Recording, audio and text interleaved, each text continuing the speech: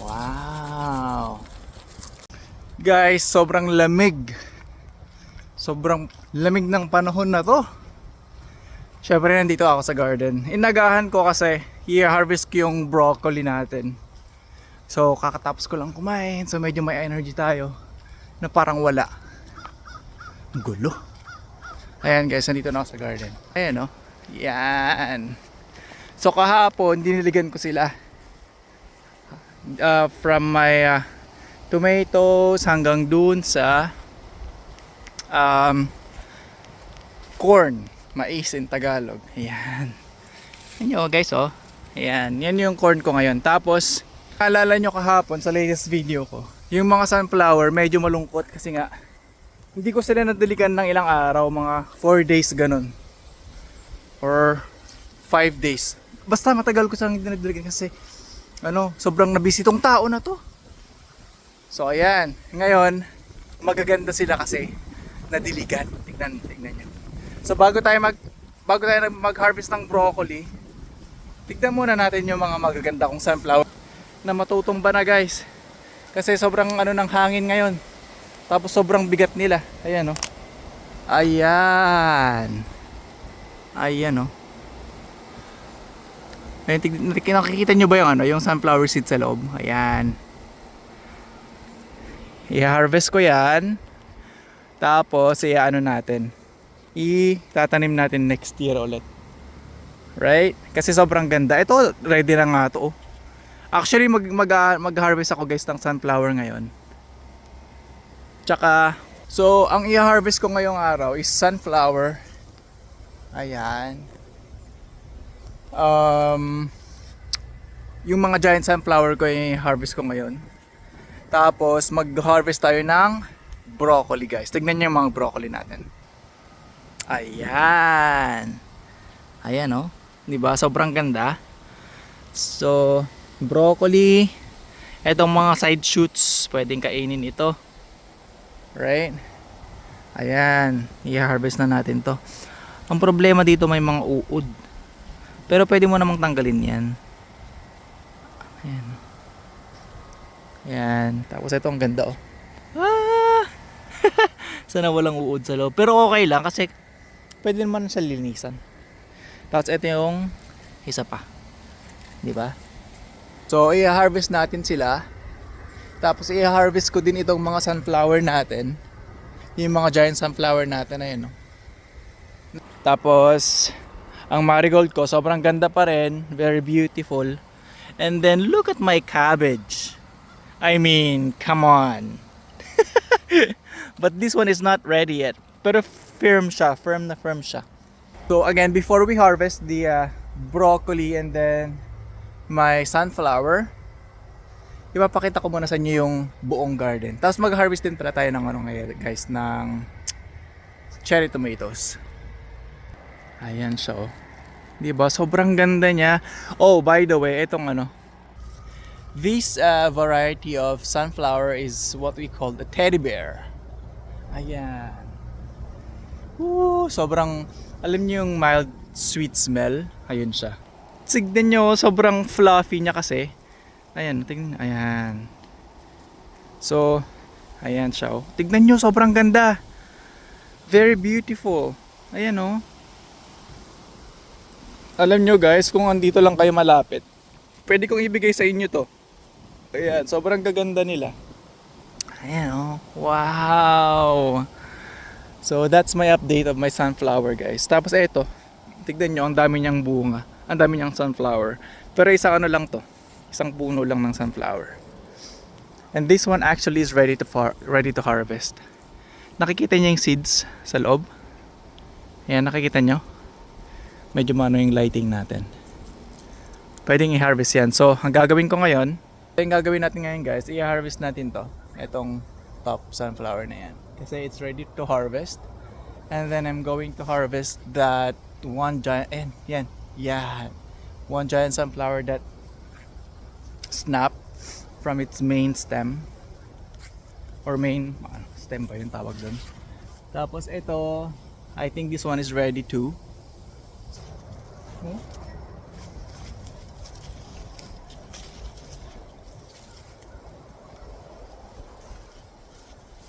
Ang bango. So mag-harvest tayo ng broccoli and then let's harvest my sunflower. Ayan, 1, 2, 3. Ayan! Hala! Hala, ang ganda! Mga uod ba? Wala siyang uod. Wow! So, isa, lagay natin dyan. Tapos ito naman. Ito. 1, 2. Ayan! Sobrang ganda ng tunog. Very crunchy. The sound of silence. Biro lang. Ayan. So, etong mga side shoots, pwede natin kuhanin yan. 1, 2, 3, and then there's one here. 4. Diba parang bouquet? It's like a bouquet, guys. Bouquet of sunflower heads. Let's put it in here. Okay, next stop. Okay, next stop is this one. So, boom. 1, 2, 3, 4, and then 5. That's my sunflower. Oh no, mali. This is my broccoli. Ganda oh. Ang ganda ng sunflower ko. Wow. Napaka-peaceful naman. Very peaceful. So yan, puno na agad. Next is 1, 2, 3, and then 4. Meron pa. One more here. Ayan. Perfect. Ayan. So ito na yung nakukuha natin. That one right here. And then let's harvest this broccoli head. Perfect. Wow, guys. Chan. And then last main broccoli head that we are going to harvest of the season. 1, 2, 3. There we go. Wow. Look how beautiful this is. So bali ito na, guys. Sobrang ganda naman. Very beautiful. Ayan. Ayan siya, guys. Tapos, syempre ang i-background natin ay sunflower. Uy, tumba na yung mga sunflower ko. You know. Ayan siya, guys. Oh. Diba? Yan. Ayan, nakapag-harvest na tayo ng broccoli. So, ngayon, ang in-next harvest natin is yung sunflower head. Medyo ko, guys, runny nose kasi malamig. As in, malamig siya, guys. Malamig na malamig. Ayan, bababa muna natin siya dito. Pakaingat-ingatan natin yan. Ito yung natin pinaka excited noong nagsisimula tayo kasi first time ko to Actually, first time ko naman lahat. So next harvest is my sunflower. Ayan oh. Oh. 'Di ba? Tutumbo ko na lang siya ng ganyan. Yan, narinig niyo ba? Ayan oh. Ayan. Wow. Guys, nakapag-harvest tayo ng sunflower. Ayun oh. Wow. Tapos alam nyo ba, yung mga may trypophobia dyan, bawal.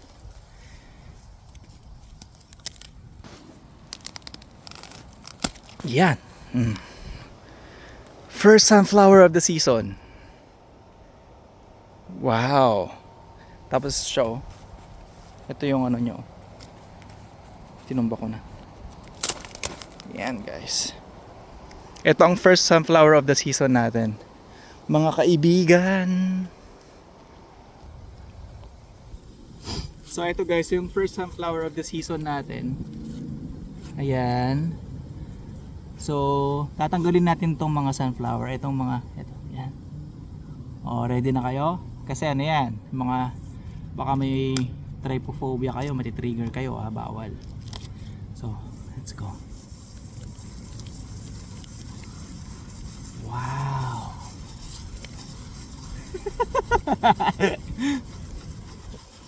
Wow. Ayan na siya. Oh, itong nasa gitna hindi siya properly pollinated. Ayan, pero itong nasa gilid, pwede yan. Ayan oh. Nakikita nyo ba? So hindi siya properly pollinated ng mga bubuyog. Pero okay lang yan kasi alam nyo, ang dami naman nating, ang dami naman oh. Ayan, pwede yan lahat.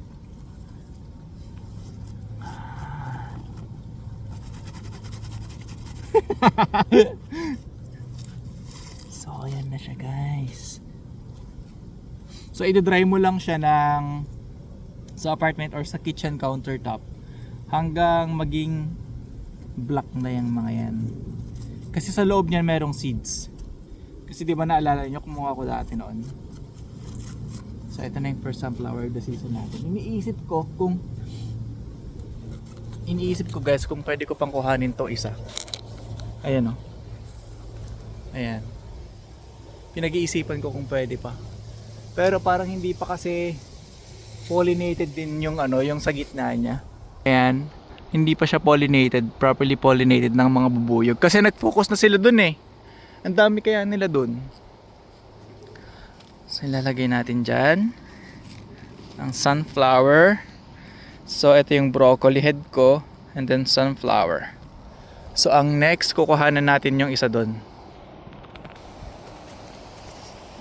Yeah, malapit na tayo. So ito ay, ayan. Parang ready na din to. Tanggalin natin. Grabe naman, bittersweet feeling. 1, 2, and 3. Ayaw niya. Ayaw niya magpakuha.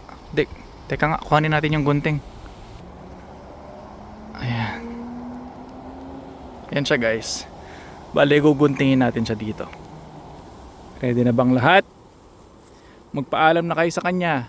Sa sobrang ganda niya oh. Sa 2, 3. Ayan. Ayan siya oh. Ganda, di ba? Tapos tatanggalin ulit natin yung mga petals niya. Ayan. Ganda. Panalo guys. Ayan guys. Inaayos ko lang yung camera. Ayan. So, ito na ngayon yung pangalawang sunflower natin na nakuha. So, ang gagawin natin, tatanggalin natin yung petals. Ayan. Grabe, nakakalungkot. Pero ganun talaga. Ayan o. Sobrang ganda kasi niya. Ayan. Sobrang mahangin, malamig. Kaya dry lahat ng kamay. Tsaka ano. Lahat. Uy, uy. Ano ba yan? Nahulog. So na false alarm tayo sa hangin. So ito na yun siya guys. Ang pangalawang sunflower na hinarvest natin. Ayan, sa mga grabing sobrang dry oh. Sa mga may trypophobia, pasensya na po.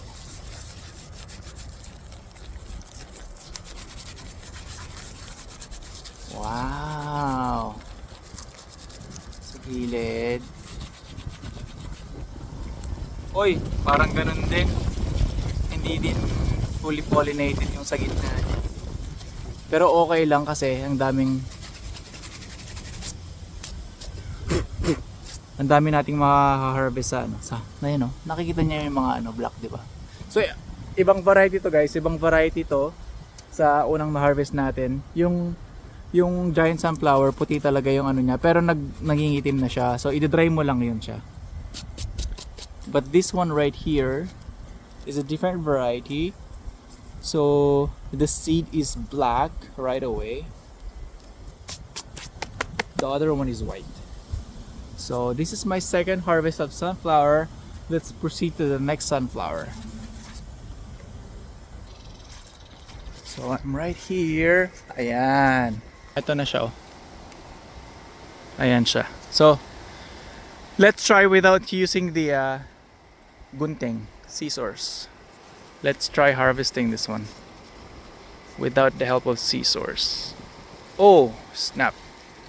Wait, hold on. Let's do it this way. Yan, mukhang ayaw talaga niya. I think I need the help of scissors talaga. Wait, hold on.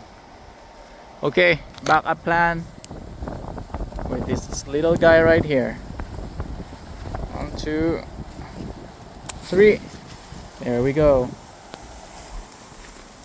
Okay, third harvest of the season. Syempre, tatanggalin natin yung petals niya. Ganda kasi.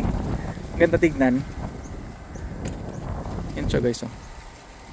Diba? So, third harvest of the season. I mean my sunflower. I think the center is not fully pollinated by the bees as well, but that's totally fine because as you can see right here, we can plant that for next year. Okay, ready? Again, to all of the viewers who has trypophobia. Tama ba? Trypophobia ba? Yung, basta yun na yun, alam nyo na yun. Let's remove the sunflower part.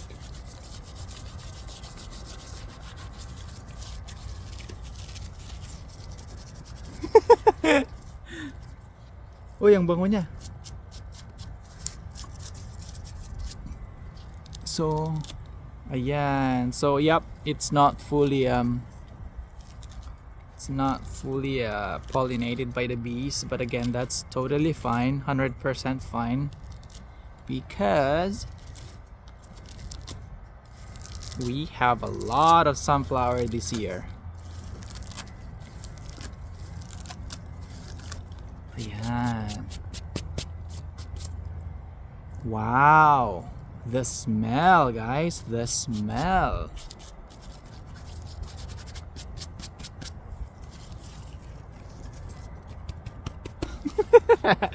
Naging ASMR.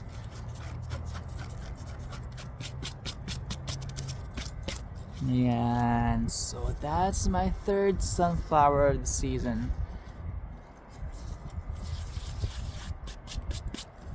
Perfect. So, ayan, ito yung na-harvest natin ngayon.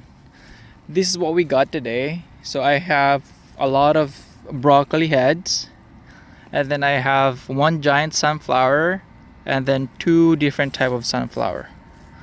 So ayan, nakikita nyo, nangingitim na siya. If you can see the seed of this one, it's turning out black na. Just need a time to fully dry. So, ayan guys. Actually, I wanted to harvest this one as well, but I don't know, man. I mean, this is actually ready, but I'll give him some more time. Kasi hindi naman siya natumba, di ba? Like etong natumba dito. So, ang gagawin ko ngayon, ang next is mag-harvest tayo ng kamatis. Alam nyo ba guys, as we speak, nag-oven dry ako ng cherry tomatoes. Tapos ilalagay ko siya sa olive oil. 'Di ba? Para ma-prolong yung niya, shelf life. So again, mag-start na tayo mag-harvest ng kamatis. Ayan. Sobrang grabe naman. Uy, Nakaka-relax. Very relaxing. Lagyan mo dyan. Ayan. There's one here.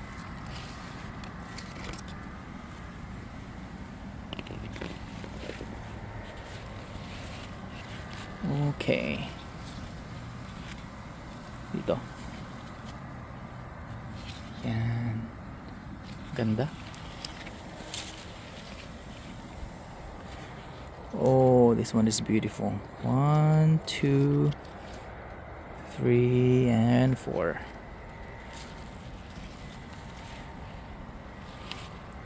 Right here. 1 and 2.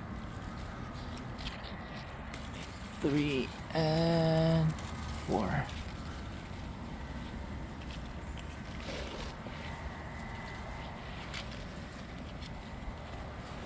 Okay, this one is ready. 1 and 2. And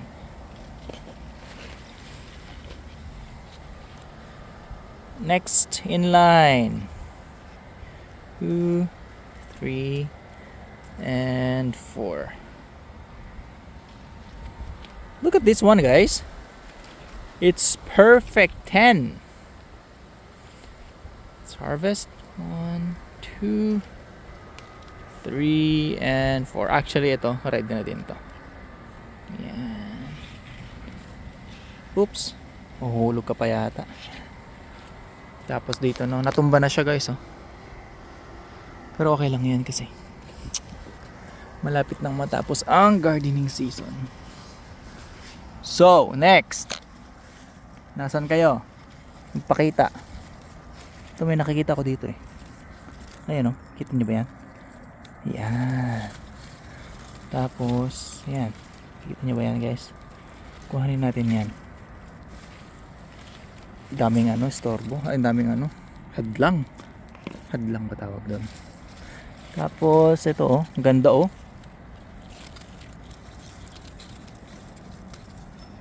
2, 3, and then, yan, tatlo. Tapos, next in line. 1, 2, and then 3.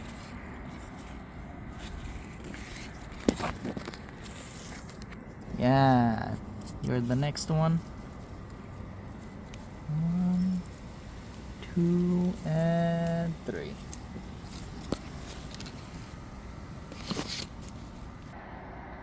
Ito actually pwede ko nang kuhanin. Kasi magtatrabaho na naman tayo ng 4 na araw. Tapos baka mamaya masira lang. Tapos itong nandito sa kabila. Ayan. 1, 2, and 3. Ito din. 2, 3, tsaka 4. Tapos meron dito. Ayan, nakikita nyo ba yan, guys? Oh. Pwede na yan. Pwede ko nang kuhanin to kasi mahihinog naman siya eh. Okay. Last one.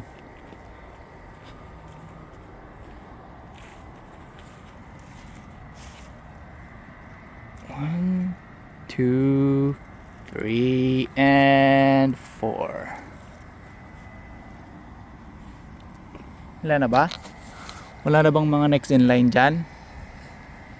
Tapos itong mga to, dill, mag-harvest din ako kasi nag-pickles ako ng madaming ano. Nakikita nyo naman, ang dami ko namang pickles na ano, hina-harvest, diba? So,